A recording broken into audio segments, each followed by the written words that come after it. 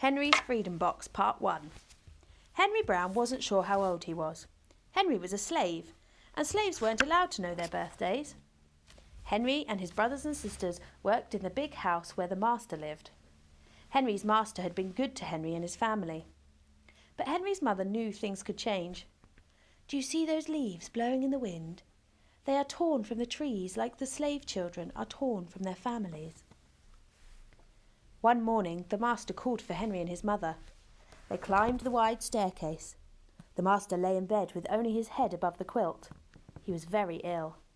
He beckoned them to come closer. Some slaves were freed by their owners. Henry's heart beat fast. Maybe the master would set him free. But the master said, "You are a good worker, Henry. I am giving you to my son. You must obey him and never tell a lie."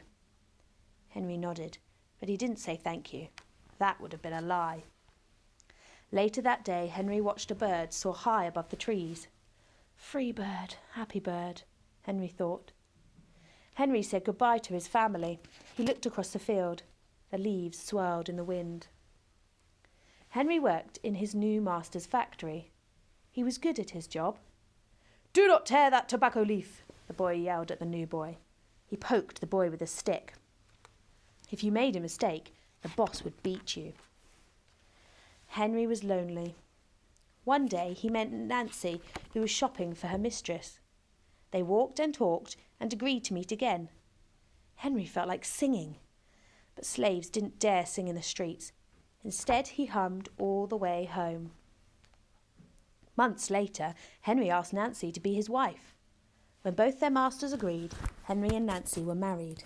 Soon there was a little baby, then another and another. Henry knew they were very lucky. They lived together even though they had different masters. But Nancy was worried. Her master had lost a great deal of money. "I'm afraid he will sell our children," she said. Henry sat very still. Henry worked hard all morning. He tried to forget what Nancy had said. His friend James came into the factory.